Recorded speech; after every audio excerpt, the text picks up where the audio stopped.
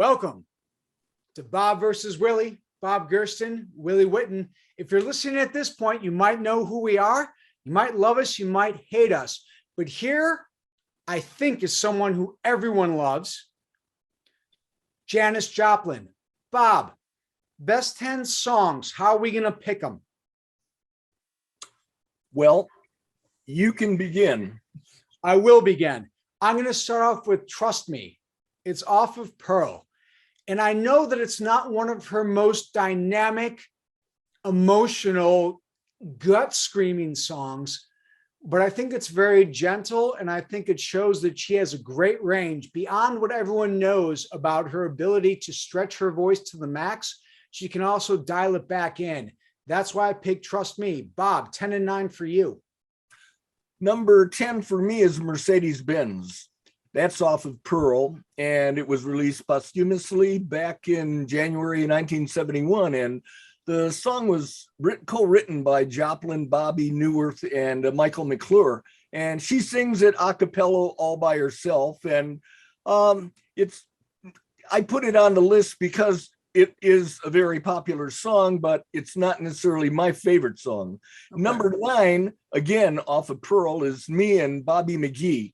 And it was, on the same album. And it was actually written by one of her many boyfriends, Chris Christopherson. And it was previously performed by Roger Miller, but she made it a bigger hit.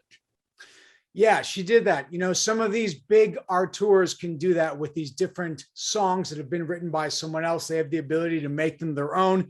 For me, for 9 and 8, I'll be quick with them because I feel they're a little more iconic of her. 9 is Cry Baby. 8 is Move Over, both off of Pearl. And I picked these two because even though they're not my favorite songs, they really showcase her ability just to belt them out. Bob, what do you got 8 and 7? For number 8, I have Cosmic Blues.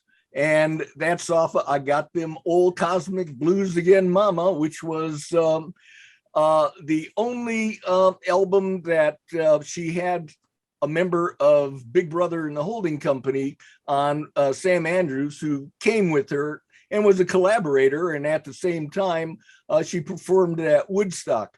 By the way, the reason why they were such good friends is they both shot up heroin together. Thank you for that, Bob. Number 7 was Move Over from the Full Tilt Boogie Band on Pearl. Yeah. And it was, again, as you said, a really good song that kind of showcased her. For my number 7, I have Piece of My Heart. And I know, once again, that's going to be something that other people will have higher. Maybe to my detriment or my bad choices here, I'm taking that against her for the fact that it's been played so much on the radio and it has become one of her most iconic songs. It's great. I don't love it as much. It's certainly not as this next song, which is a cover. I love her version of Summertime, Bob. That's my number 6. Well, my number 6 is Down on Me. And that was from Big Brother and the Holding Company's initial album, which was self-titled. And it happened just a few months after the Monterey Pop Festival. And she blew everybody away at the Monterey Pop Festival. And my number 5 is Cry Baby. And that was from Pearl. And it was released as a single with Mercedes-Benz on the B-side.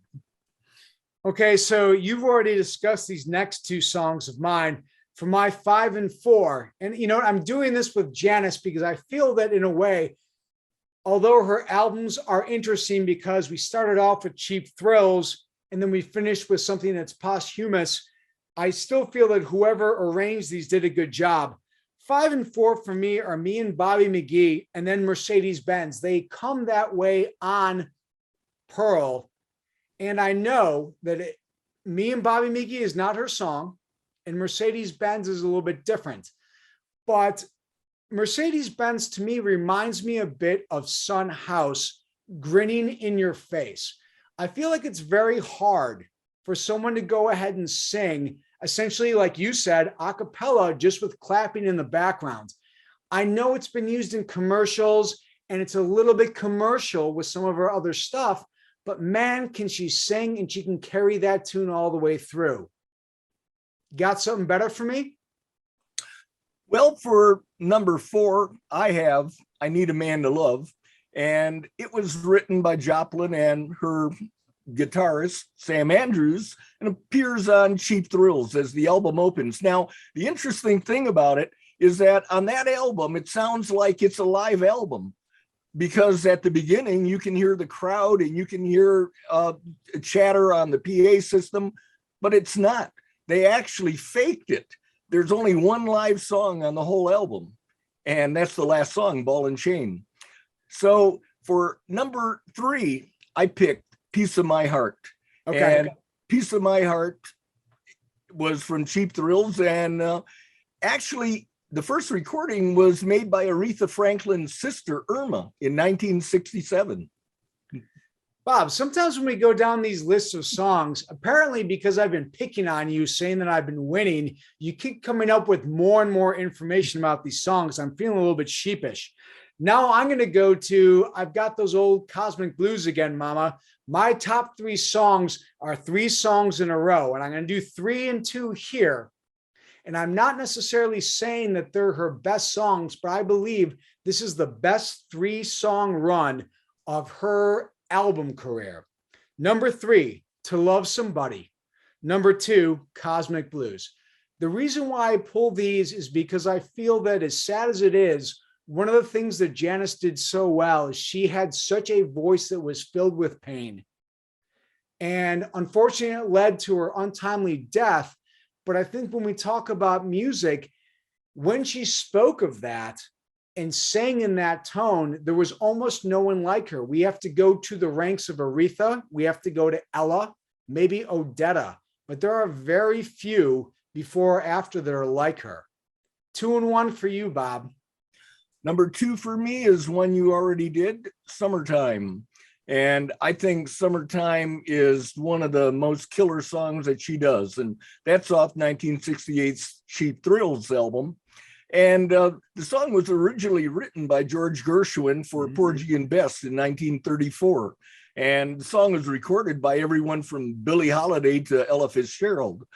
My number 1, and I'm blown away that you don't have this on your list anywhere, Ball and Chain, the last song on Cheap Thrills. It's live, and it has the most amazing guitar solo. I mean, maybe because the guitar solo is so great, you felt it took away from Janis's voice, but I think she has killer a voice on that as the guitar solo that's going on. And it was done at the Winterland Ballroom in San Francisco. Bob, I don't disagree. You know, once again, this is very subjective. And also, if I had to pick a different 10 in a different day or a different week, it might be different.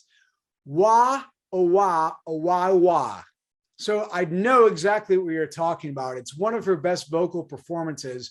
But I'm going to go back to Cosmic Blues. My number 1 is Little Girl Blue, because I'm going back to the idea that I feel that she was one of the ultimate little girl blues of music history. I felt that there was something very sad about her. Even though she was the queen of Port Arthur, like, you hear some of her biographical stories and she never quite felt at home wherever she went. And she had so many people who really loved her, but never really loved her. I picked those last 3 songs for me because of that dynamic that she has. I can't disagree with Ball and Chain and Summertime. No way. Here's what I'm going to ask you, Bob, as we wrap up. We talk all the time about top guitarists. Where do you put Janis as far as female or even male singers of all time? Well, I think she's in the top 10. I mean, definitely, without a doubt. And the thing is, I mean, she sang from pain that people don't even realize. I mean, you talk about she was the belle of Port Arthur. It's like in all the biographical stuff I read, she was not the belle. She was like the bitch of Port Arthur. She was like the belle to me because I hear her voice. You get what I'm saying. But what I'm talking about was the attitude of people. When she went to junior college, her first year, they had every year they would pick the ugliest man in college for that year. And the years that she started, they decided to do the ugliest woman, and she was picked, and her picture was on the paper. I mean, talk about humiliation. Yeah, that's about as bad as it gets. You said top 10 for me, Bob. She's top 5. Like I said, I mentioned a couple names earlier. I think of Ella, I think of Aretha, I think of Otis. And for those who have listened this far, I think you know all of their last names. I consider her right up there with them.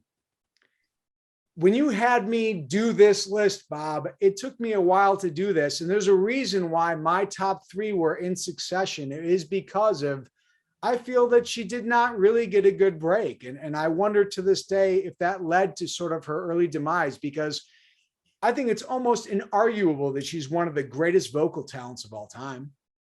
Well, when I said top 10, you didn't ask me where I would place her in the top 10.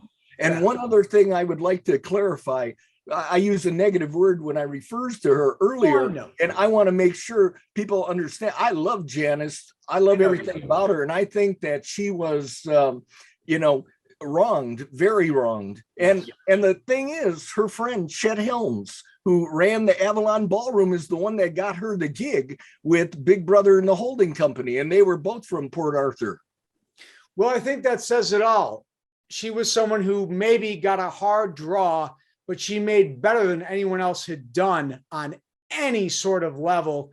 Her voice is one of the best. Bob, one of these days, when you come down to Austin, we'll just sit here and listen to Janis albums all day long. But until then, that's this week's edition of Bob vs. Willie. He's Bob Gersten. I'm Willie Witten. Do us a favor. Leave some comments. Tell us what you think about Janis. We will listen, and we love to hear your participation.